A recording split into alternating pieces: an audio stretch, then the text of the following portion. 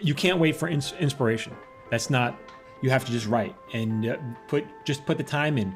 Every day, whatever you can commit to. If it's 10 minutes, if it's a half hour, start writing. And often you will find inspiration as you start writing. You go, oh, okay, this is an interesting moment.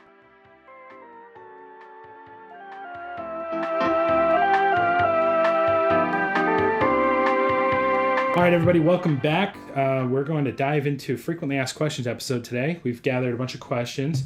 In the future, if you'd like your questions answered, make sure that you hop on Instagram at Jamin Writer, where you can post questions on a specific post that's dropped every month or so.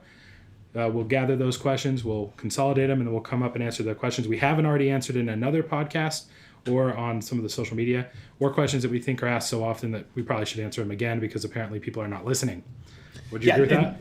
Yeah, and it's actually a tile that says "Screenwriters need to hear this," and it's it's our little logo. And under in the comment section, you can just put your questions. Yeah, so drop in there, ask questions. I'm assuming we're not going to go back to past posts, so let's make sure you add to the new one when it pops up. Yeah. But go follow Michael on Instagram so you're notified when that happens. And I think you ready to do this, Michael? I'm ready. I'm nervous. What if the questions are like personal? What if, some guy asked me a while ago, he's like, what's with your hair plugs? And I'm like, dude, these aren't hair plugs. This is my real hair. It just looks bad. Yeah. So that wouldn't be a question I want to answer. Yeah, that's like saying I have hair plugs, and anybody who's watching this on YouTube, I'm completely bald at this point. Yeah. So your hair plugs are terrible. Well, let's get to it, Phil. Sounds good. All right, so let's dive into some of the early questions we got. So itsmora.com asks, how do you get the industry to read your work? Oh, boy. Yeah, well, it really helps if you're on. There's two ways. If you're an insider, if you're a PA working on a show, if you put in your time after 6 months or a year, one of the writers will gladly read. As a favor, they'll help you out. You're not going to be able to get anybody to read your work if you just blindly send it to any random writer on the internet like me, because a working writer is not going to be able to read it. For liability reasons, we cannot read unsolicited scripts because. Let's say your show idea is about a talking dog. Well, I got a show idea about a talking dog. Everyone in Hollywood is a talking dog script. And so now you're going to sue me because I stole your idea when the truth is it's just out there. So we won't even expose ourselves to that kind of liability. It has to come through an agent or a manager. So that's what you got to do. You got to get an agent or a manager. And I talk about how to do that on. I know I have a video on Instagram on how to do that. So you can go back there and check that out. How to get an agent. We also had a whole podcast episode on that, which you can check out as well. We dive more into that detail. I think it's episode 2, actually, where we go into that. Sweet. Awesome. Next, breaking story for television. Now, that's a big subject for this, and I know, having taken your course, that you go into great detail. Yeah. I think you've got somewhere around 24 modules in there, basically just covering that topic. Yeah, it's a lot. It's a lot. So was there a question they wanted to just know? Yeah, how do you break story for television? Oh. Yeah. I can't answer that in a short Q&A. But that is the most important skill a writer can learn. And most, if you write a decent script, you may get lucky. But once you get on staff and you get farmed a script and you have to go out and write it, you really have to have an understanding of story structure. Because if you don't, that will be your first and last season on the show. And there's not a lot, they don't give you a lot of time to learn because it's not, when you're a professional, you're expected to know this stuff. And if you don't know it, they will hire someone who does know it. And so it's not a, it may sound cruel, but it's not a school, it's a job, and you're expected to know how to do your job. Yeah. To put that into perspective, I recently heard a showrunner that I know say that when you hire someone who doesn't understand structure, it's like calling someone up from the minor leagues to play in the playoffs. Yeah. Yeah, right. That's a good analogy. Yeah. And paraphrasing a little bit there, but he had a great point. You have to be able to play at a professional level. This is the big leagues. And so coming in at a bat boy position, even in this league, is pretty tough. They'll if some, I don't know how many people just got their first staff job, but if they did, I'd be like, dude, take that class, take my course right now, or because it'll save you probably keep you from getting fired. Yeah. Because breaking in is hard. And once you break in, you don't want to screw that up. Right. Right. Absolutely. All right. Great. And I apologize. That was for Josh Krylov was the person who asked that question. All right, Josh. All right. Next, we've got Duke of Deek D-I-C-K-E. Yeah, royalty. Well, hello, Duke.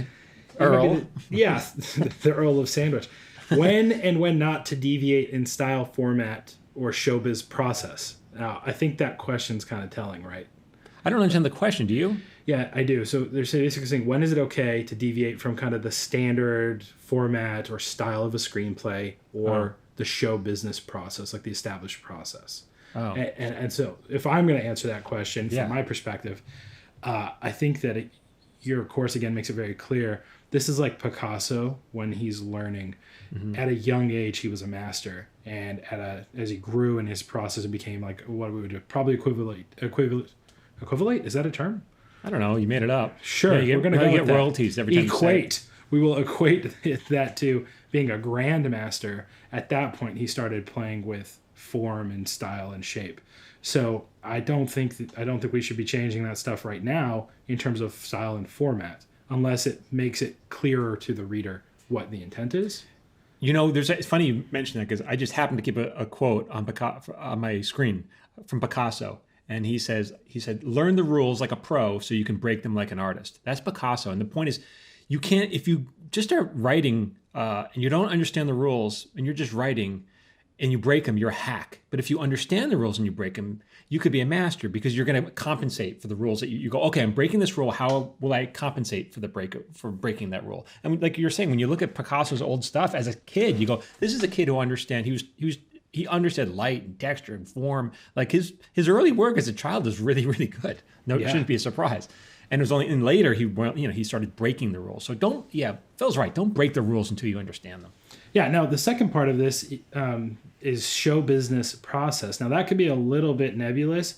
For me, what I hear that is, there are established ways of getting into the industry, but I would also say that fortune favors the bold. And so in the world of putting your content out there, finding ways to grab attention, in the world of marketing, we call that a hook. What is your hook? How are you grabbing my attention? And then to your point, the art or the structure allows you to keep that attention. So I would say there's no early time to break the attention unless you're not prepared for the big leagues. Yeah. Good. Two good points, Phil. Yeah. Anything to add to that? I think I like what you said. Cool. Next we have ARIP 3N Dragon. I'm sure. Why would your parents give you that name? That's a terrible name. It's a strange name. Yeah. How do you get over writer's block? Oh, that's a really good question. So, as a professional TV writer, we aren't afforded the luxury of having writer's block. We have to produce episodes of television every week, and we don't get paid.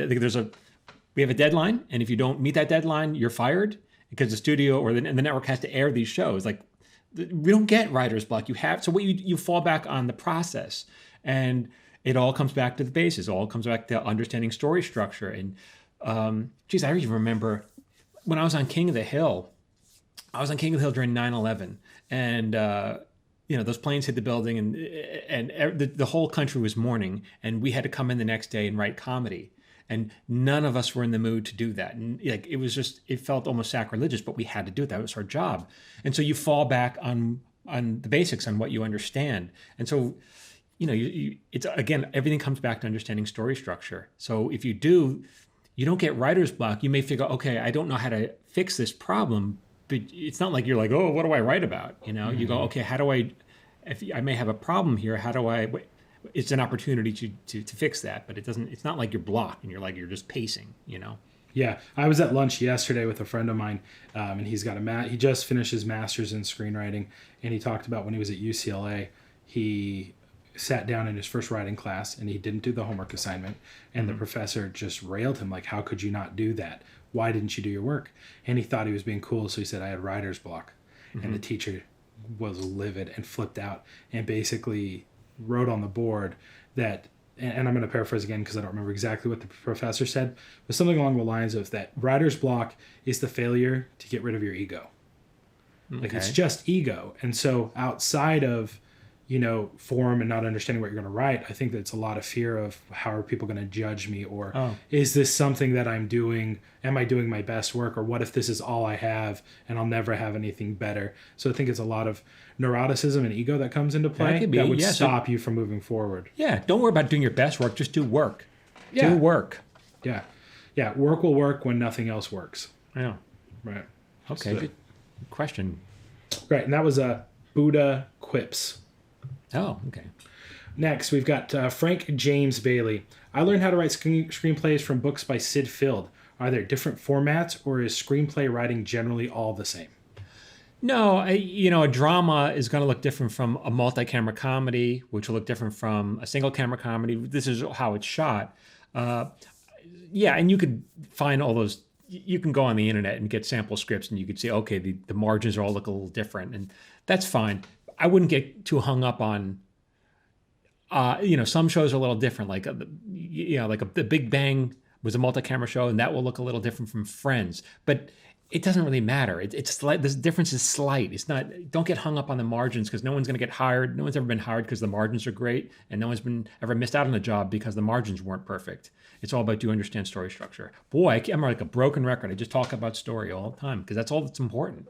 All right, Andre Hall asks, maybe a bit simple, but how do you just start a script?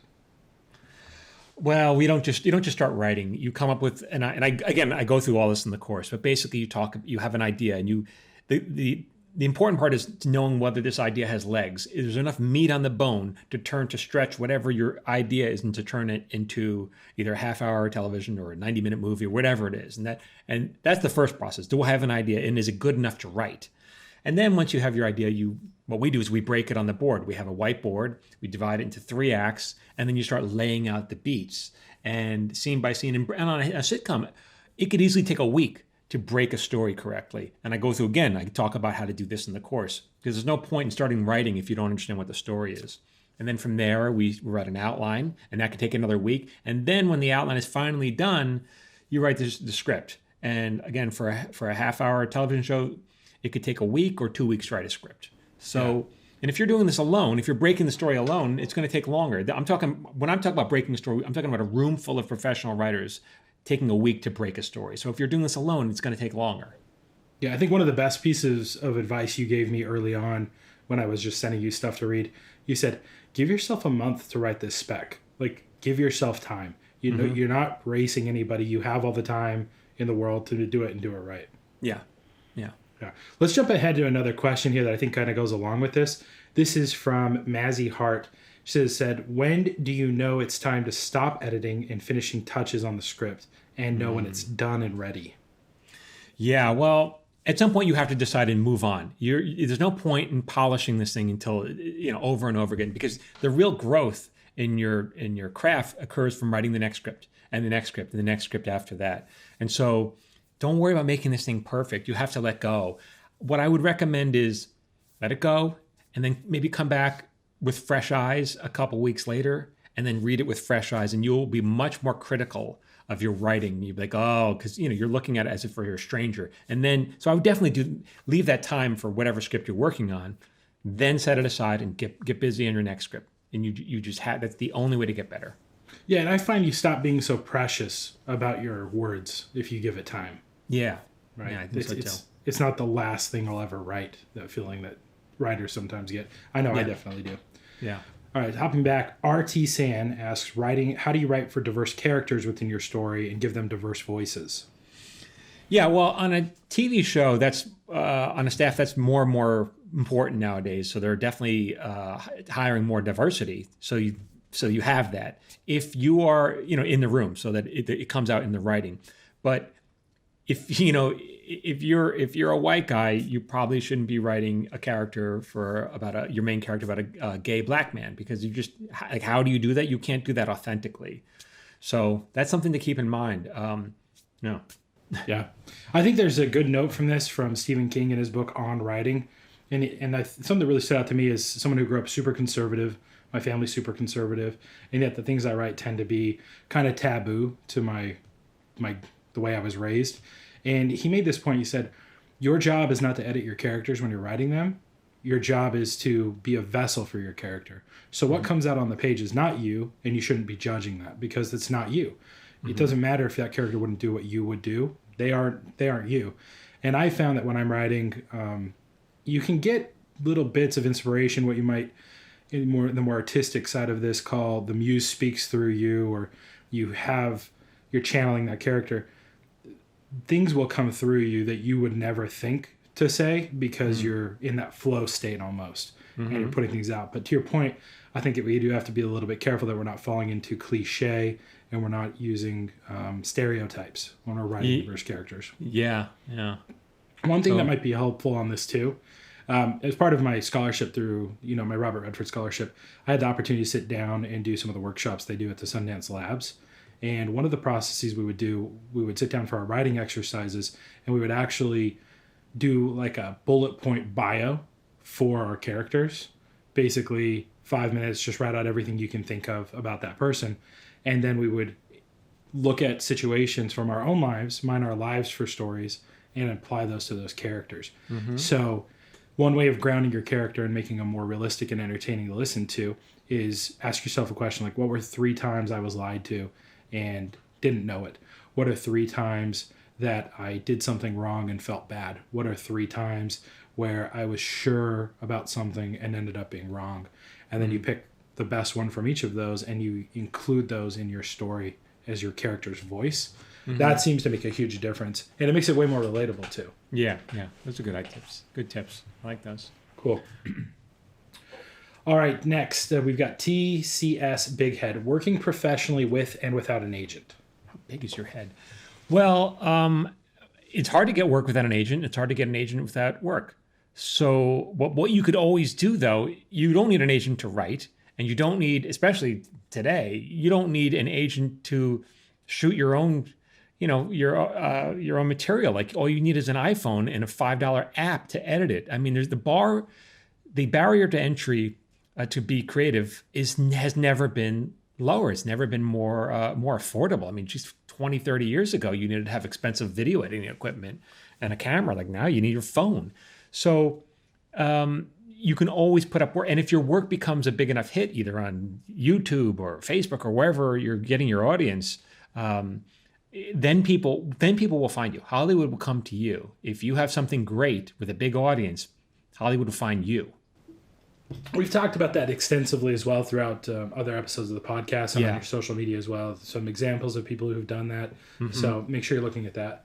Yeah, go follow those episodes. Yeah. And on a more literal sense, like I know of a writer who's basically a script coordinator who got offered a freelance script, and they didn't need an agent to be paid for that script. Right, because that person was already on the inside. Right. Yeah. My opinion is probably the time to try to find an agent so that you can give that agent a free bluebird. Right? Hey, we talked about that as well. Here's some free commission for you. Just rep me, and then you have an agent now. Yeah. But, that helps. Okay, let's hop over to our private Facebook group. These are people who've joined or purchased the course in the past. And Dave Crossman, who's been an early member and an active member of your community there, has a bunch of questions. So I'm going to scatter his questions in here because I think they're pretty good. Yeah. First question. After an outline for a script is agreed upon in a writer's room, what is the process or criteria for who is assigned the first draft? That depends on the show. Often, if the germ of the idea came from a writer who pitched it, that person will have first dibs, because they brought in the small idea and that turned into a bigger idea. Sometimes the idea just comes out of the room, or maybe it comes from the showrunner, and the showrunner will say later, pull a writer said, hey, or maybe let's say the whole staff, what are your first, second, and third picks for stories? We break all the stories first, and then they'll say, which ones do you relate to the most? And then you'll get your choice. That's a good way of doing it, because you never want to write a story that you don't either have a connection to or you don't understand. Sometimes you'll be in the writer's room, and I just can't, you can't get behind the story. Like that one I can't really get into it. I don't really understand it well enough. And so I don't really relate to it. So you really want to write the one that you can feel like you have the most ownership of, or you can relate to the best. That's good enough. Hi guys, it's Michael Jamin. I wanted to take a break from talking and talk just a little bit more. I think a lot of you people are getting bad advice on the internet. Many of you want to break into the industry as writers or directors or actors, and some of you are paying for this advice on the internet. It's just bad. And as a working TV writer and showrunner, this burns my butt. So my goal is to flush a lot of this bad stuff out of your head and replace it with stuff that's actually going to help you. So I post daily tips on social media. Go follow me at Michael Jamin Writer. You can find me on Instagram and Facebook and TikTok. And let's be honest, if you don't have time, like just 2 minutes a day towards improving your craft, it's not going to happen. So go make it happen for you at Michael Jamin Writer. Okay, now back to my previous rant. It looks like MIJ.017 asks, where in LA should a screenwriter, actor, director move to? What street? Yeah, like I think, LA, for most people who don't know, I just learned this too. Los Angeles County has more population than 48 other states in the country. Oh, wow. So it's a massive space. So I think it's like regionally, where should I be? LA is a big, and it's kind of expensive. There are two hubs, I would say. You wouldn't be close to the Valley, like anywhere near Burbank, where a lot of the studios are. I'm in the Valley. You're on the far side of the Valley. You have a little bit of. I am out in the middle of nowhere. Really? I think one of my bosses on Tacoma FD referred to it as the dark side of hell. It's a little far. It's just you want to be close enough to drive. That's all. Or you could be close to anywhere close to Hollywood. But you don't want to be like Long Beach would be like too far away. So keep in mind, traffic in LA is terrible. You never really want to be further than an hour and a half away from a hub, which would be either Hollywood or Burbank. Yeah, and let me put that into perspective too. I remember when I first moved to LA, I'm used to like Arizona and New Mexico and Utah and other southwestern states where if it says I'm 20 miles away from someone, it's 22 minutes to get there. Yeah. It's a minute to the freeway, 60 miles per hour on the freeway, a minute off the freeway, and I'm there. Well, I remember I was talking to you and I was going to come over to your house and I was like, oh yeah, look, you're like 15 miles from me. I should be there in like 16, 20 minutes. Yeah, you're like, think again, bro. Like in the middle of the day, it's still like a 35-minute drive to get to your house. There's always terrible traffic, yeah. Yep. So an hour and a half is still like, that could be me going to Burbank from my house at 5 p.m. Yeah. Just depends. Sorry we can't be more help than that. But Yep. Alexander Knapp, how much do you outline and go over character and story arcs before you initially write your script? Very thoroughly. An outline might be, for a half-hour show, might be 10 pages. So there's no stone left unturned. You want to, because you want the showrunner or the writing staff to check off on everything. Does this make sense? Are we missing their holes here, or gaps, or logic gaps here? So an outline, you really want to work off that outline. And then when you go to draft, there's still plenty of opportunity to be creative. There's lots of questions that are left unanswered that you only discover when you start typing it. So. Mm-hmm. I found, and I think this is something I learned from your course specifically, spend as much time as possible in the outline, breaking the story and in the outline. And that makes the writing much easier. So I'm currently wrapping up a first draft on a new pilot, and I'm literally just going through my outline, and I'm just fleshing out the outline now, step by step. So I always know what's going to come next. And that's been incredibly helpful. It's not as fun as just typing, but it's more helpful. Yeah, it's not as romantic, right? Yeah. All right, back in the Facebook group, Dave asked another question. With the smaller episode orders for shows in a season moving from like 10 instead of 24, I think it was actually more like 22, is there less blue sky time in the room and more push to be producing pages faster? Yeah, I mean, the industry has really changed a lot in 10 years. It used to be where, you have a longer order and you'd have a longer pre-production time. And during that pre-production, you'd start breaking stories. Then you start filming in production, but you still keep the writer's room going.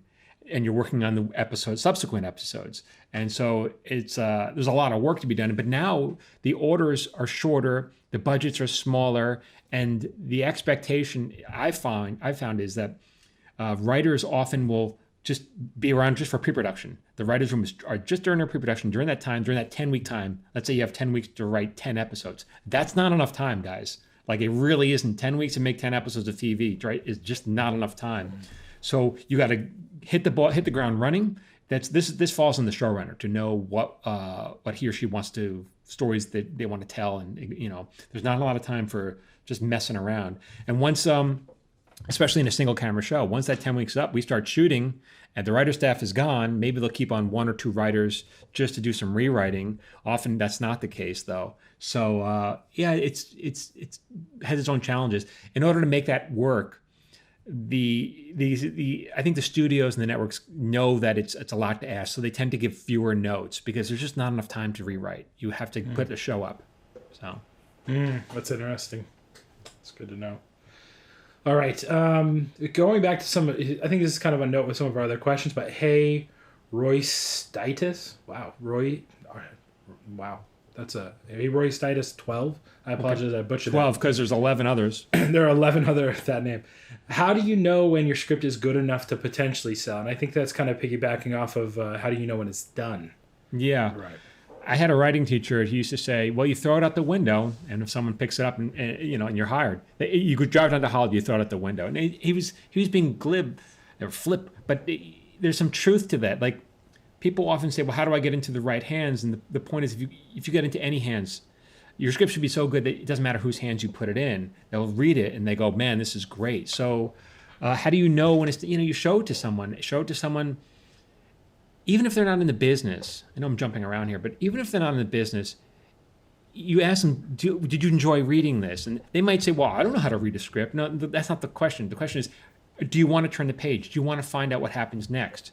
So you don't need to be a professional or industry insider to know that. Are you engrossed in the story? Are you turning the page? Or does it feel like a homework assignment? Does reading it feel like a homework assignment?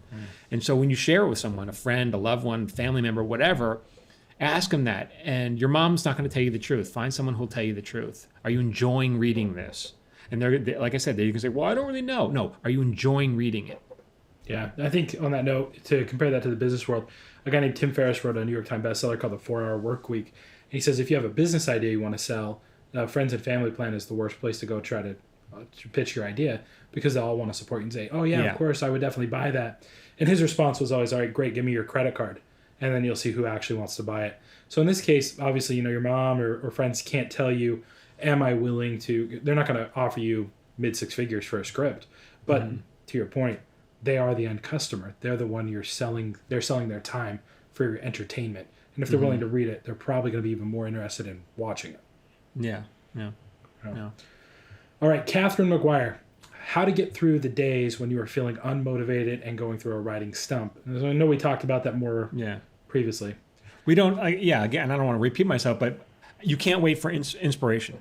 That's not, you have to just write and put the time in every day, whatever you can commit to. If it's 10 minutes, if it's a half hour, start writing. And often you will find inspiration as you start writing. You go, oh, okay, this is an interesting moment. Or sometimes when I'm working on one of my own stories, I find I'll take a jump. I'll jump from point A to B, because I go, but in between A and B, I go, oh, wait a minute, slow down. There's some gold in that. Explain how did I go from A to B? There's got to be some good stuff in between. I skipped. I bet you there's a bridge I need to build, and I bet you there's a more interesting way to build that bridge. So that's kind of a technique that I use sometimes. Yeah, I think momentum, right? Momentum is often the key. Is you have to just get things moving. Yeah, you're not going to get out of it. Don't be precious, because even bad writing is better than no writing. Yeah, and to your point, like another note you gave me a long time ago, the first draft is the crap draft, right? It's the draft you're just getting through as fast as possible because writing is rewriting. Yeah, right. So, don't be so hard on yourself. Don't judge yourself so harshly. Yeah. KNGZXALY. That's not your driver's license. I know that doesn't say that on your license. Yeah. How and when to insert subplots. So I think this might go back to breaking your story, right? Yeah. So when you have a TV show or even a movie, you have your main characters and then you have periphery characters, and more so on a TV show, you have to service these actors. You're paying these actors a lot of money. They don't want to sit in the trailer all week.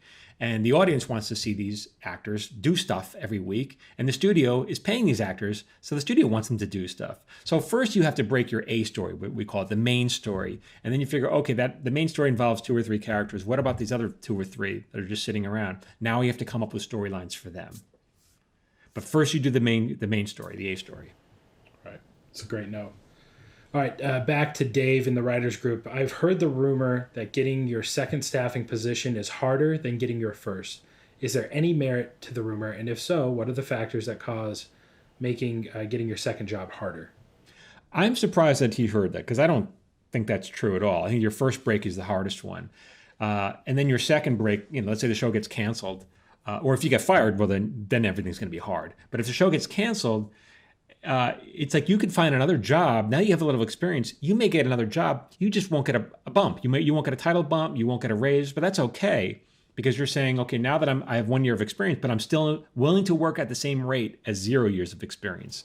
So I think it could be an advantage unless you've been fired. I remember one time I was on a show and one of the writers, the young writers, came off of a hit show, but he was only on that show for 1 year. And the studio was very excited to get this writer. And I'm like, oh no, man, this guy's going to be terrible because obviously he was fired from this show. No one leaves a hit show, you know. That's the question that I was going to ask is when you say someone gets fired, I think we all think of, hey, don't bother coming in tomorrow, pack up your office as being fired. But there's the other type of being fired. Yeah. Writers have usually an option, like it can be 10-week option, whatever, longer. And at the end of the option, the showrunner will either pick you up or let you go, and that's what firing means. No, you don't usually hear like "get out, you're fired." You don't get your option picked up. That's what that means. Yeah. It's interesting. Yeah. All right. Let's go to Amanda Vanderburg. That sounds like a driver's license. That's a real name. Yeah. Do you have every piece of the story drilled in before you begin writing, from the inciting incident down to the character descriptions? Well, for the most part, yeah. You're not discovering it along the way. Sometimes you make it to a scene and you go, wait a minute, I need a waitress here. What's this waitress like? That's fine. Yeah. And I think in your course, you also give us a pretty cool tool. It's like a guide to kind of build out and flesh out your characters. Yeah. I found it incredibly helpful because it gets you past like they were born in 1968 in Mississippi. It's really more of, like what kind of art do they like? Like what kind of music do they listen to? What are their political opinions? Like, we have a whole spreadsheet about that. Yeah. It really helps channel your voice of that character, which kind of goes back to that other question we answered earlier. Yeah. Yeah. All right. Someone's asking if you could teach them how to format a screenplay over a podcast. Do you want to do that? Not really, but I mean, again, the formatting is not your problem. Everyone thinks, oh, if I get my format just right, these are the wrong questions to be asking. The question you should be asking is, how do I make my story more engaging? How do I know story structure? How do I learn how to make an act break pop? Like formatting, so what? Yeah, formatting is really simple. You just use a software and you implement it. You can read any basic screenwriting book and they will tell you how to do it. And screenwriting software is so intuitive. You hit a tab key and it pretty much sets you up for the next step. Yeah. Right. All right, Melanie Gillett, probably another driver's license. Mm-hmm. Yay, I can't wait to listen to the podcast. What advice would you give to a beginning screenwriter? Well, story structure, learn it fast. I would say write all the time, write as often as you can. If you do not like the idea of writing for free or writing often, then screenwriter is not the job for you. Because even now, I have to do a lot of free writing, and I'm a professional writer. Sometimes I have to do a lot of free writing. I have to update my writing samples, or I have to, if I'm going to sell something on spec, that means writing it first and then hoping it sells. So if you don't enjoy the process of writing, if that kind of makes you sick and you just want a paycheck, screenwriter is not for you. Yeah. Zoe Kalp asked a question, which I think is going to be interesting. It's really more of like a quest statement, right? It's a question statement merged. Okay. She wants to know the importance of script coverage. She says, I spent the semester interning in LA this summer leading up to my senior year of college and was really never taught, I'm assuming, script coverage. So I had to learn the nitty gritty of coverage, writer to know samples. So I think the real question here is like, how do we do script coverage, or is it important to know what script coverage is and how to do it? I don't think it's like... I had an internship in college where I was writing script coverage for a small production company. I go, this is so important. They would give me a book to read for the weekend. And I had to read this book and I'd write notes, basically a book report. What was this book? Would this book make a good movie? What was it about? What were the characters? And I think, oh my God, this is so high pressure. How do I know? And it's just like nothing. It was just a book report for my boss to read it and go, oh, this is a book about people on a life raft. Not interested.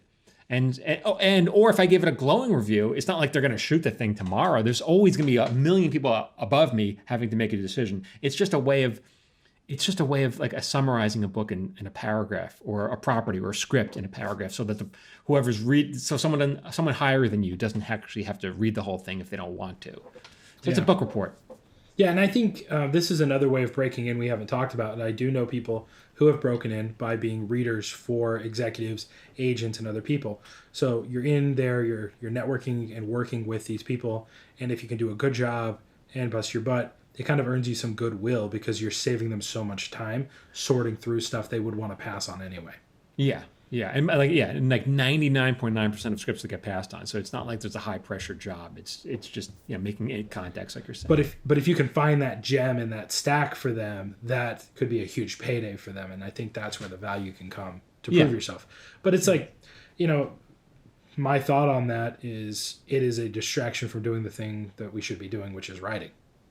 Yeah, I mean, if it's a job and it's a little paycheck, great. Yeah, but don't let it take away from your goal. Yeah, Harrison Savage _ which I don't. It's weird you put an underscore. Yeah, that's a parents flubbed that one. What else can you do to support your writing, like having artwork done? And so this might apply to having story Bibles, and this is something you may not know now, because I know you've talked about how you don't really care about story Bibles and that kind of stuff. Yeah. Or pitch decks, that might be part of this question. I recently asked some people, they asked me because they were reading one of my scripts, and they said, have you seen the story Bible for this show that we just read here? And I was like, no. And they sent it to me, and it was just a pitch deck with a bunch of images, and they're like, we think it's one of the best story Bibles we've ever seen. And then I open up like the Battlestar Galactica story Bible, and it's like a deep, rich world building document. So I'm wondering if this is the under question or the subtext to this question. What supplementary material can you have? Well, like I usually don't. When we pitch, but I'm on a different level. When my partner and I pitch, sometimes we have photos of actors we're thinking of for the part. It helps them envision it. If we're doing an animated show, sometimes we have artwork. Sometimes we don't. We just sold one that didn't have. No, we sold one. We just sold two. One had artwork and one didn't have artwork. But again, if you're a new writer, this is not your concern. Like the odds of you selling right out of the gate, that's not why you're writing a script. You're writing a script as a writing sample. And so how long should my Bible be? 0 pages. How about that? Because you don't need it. That's not why you're writing. It's a writing sample to get you more work, to impress somebody with how good of a writer you are.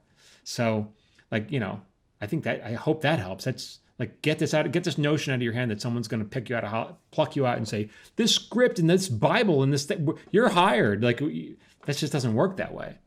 They're going to see how good of a writer you are, and they go, ooh, I want to get into business with you. Let's work on something together. Let me farm something out to you. Let me put you on staff.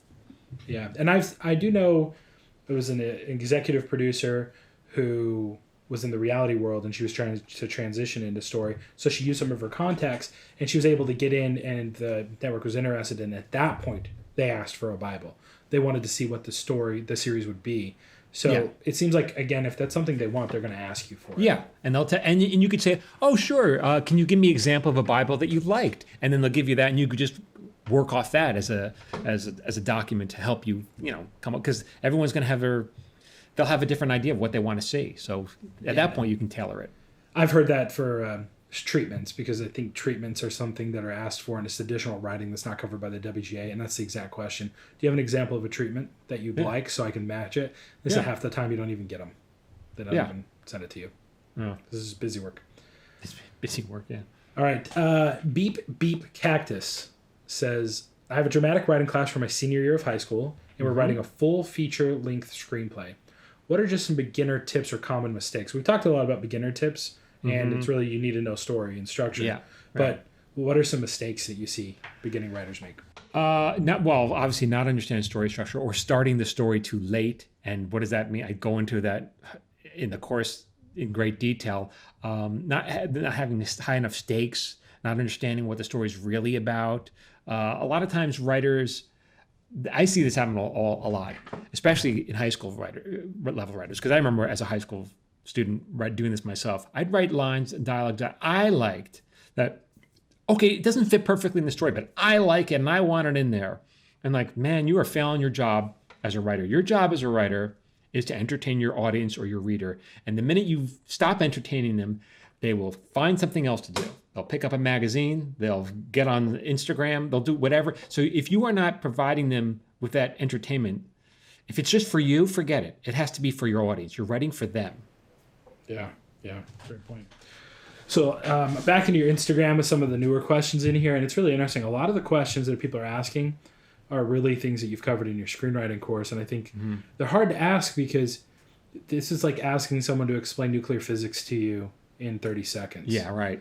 Like, it's just not going to happen. And I know that's a broad comparison, but the point is we're asking questions like, walk us through script to pitching to creating a budget and finally being a showrunner. Like, we can't cover all of that. Yeah. So if you have more specific questions, that would be awesome to help us out. But in the course, I walk you into how to break a story, how to take an idea and break it. We don't talk about budget because then you don't need to worry. What are you worried about the budget for? No, worry about that when someone gives you a budget to, Your line producer will figure that out. Yeah. Right. When they literally the network gives you a budget and then they figure out how to spend it. Then you figure out how to spend it, but no one's giving you a budget to spend, so you don't have to worry about that now. Yeah. All right. Here's a good one from Felix Price 123. As a screenwriter, how much involvement do you have in choosing the actors to play the parts you've created? If you are writing a movie, none, because the director would do that. If you are the showrunner of a TV show, that's one of your job responsibilities as a producer is to cast, and you have a lot of control over that. But in features, none. All right. Jessica Henry Official asks helpful tips on piecing your notes together and what to do after you've gotten all your storylines down. So I'm assuming this is like post breaking it, people are giving you notes. And you have notes, right? So if the notes, depends where the notes come from, the studio or the network or the showrunner, you want to implement as many as you possibly can. Sometimes I can't take a note, so we address the intent of the note. So specific. I can't do that note, but I think I understand what you're trying to go for. So we'll address that. But the notes are coming from someone who's paying you, and so you really have to take the notes. And if you can't, maybe you can have a follow phone call and say, "Hey, can you elaborate this? I don't quite understand." But that's part of it comes with experience. In the beginning, getting a note from a studio exec was like terrifying. It was like, "Well, how do we do this?" And as you do it, learn more and more, and you get more confident in your ability, and you rise up through the ranks, you realize, okay, this is a small note, this is a doable note, this is a giant page one rewrite note. And so, yeah, I once heard a showrunner it was actually on the documentary Showrunners, which I highly recommend to people. It was on Netflix. I'm sure you can find it other places, but there was a showrunner on there who said specifically about a story point, and I think it applies to notes too, which is if it's a lateral move, meaning it doesn't move the story forward or backward, just sideways, you get the note, like you get the scene. But if it improves it, then I get it, because that's why they're hiring you, right? Yeah. It's ultimately they're just looking for reassurance that you can do the best job possible. Right. Sometimes you get a lateral note, and you say, all right, fine, I'll do it, because it doesn't make the script any worse. So you'll just do it. And sometimes you get a good note, and you go, okay, I should have thought of that earlier. So, right. Last question, believe it or not. McBride 2826 says to query or not to query, to call or not to call. So specifically, I think asking about query letters. I guess for agents, I mean, if you're trying to get an agent, just know that you only have one chance to impress and make a good first impression, and you don't want to blow that. I think most people think they're ready, and I'm telling you, most people are not ready. And I know this because when I'm staffing for a show, they'll give you a stack of 50 scripts, and all of them come from agents. So they're all writers who have gotten over that first hump, and most of them are still not that good. They're just not good enough. So, to query, like, you have to know you're ready. You just have to know you're ready. And so your script has to be great. And so there's no, I think people think, well, there's a lot of bad stuff on TV. I'll just write something bad too. And it's like, okay, but no one wants to hire a bad writer. It's just like sometimes bad shows get on the air, and for various reasons that really have nothing to even do with the talent of the writer who's writing it. It could be like the actor could be difficult. You could have an executive who wants it to go in a different direction. And so your best shot is to be a great writer. Yeah, there's a great article, which I'll link to in the show notes, and it's by Ted Elliott and Terry Rossio on their site, wordplayer.com. Mm-hmm. And the article is called Crap Plus One, and how your job is not to say, I could do better than that.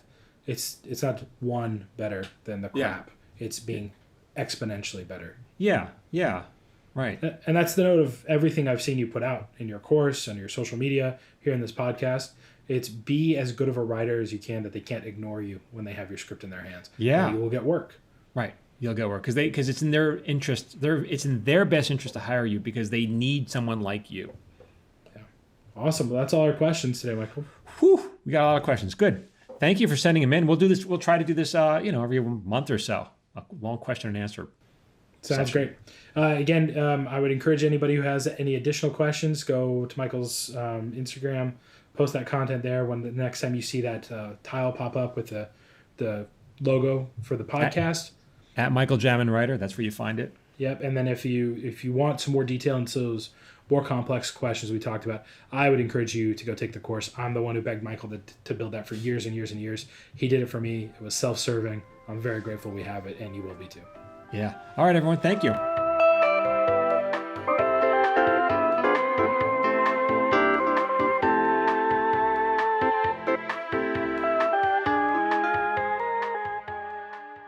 This has been an episode of Screenwriters Need to Hear This with Michael Jamin and Phil Hudson.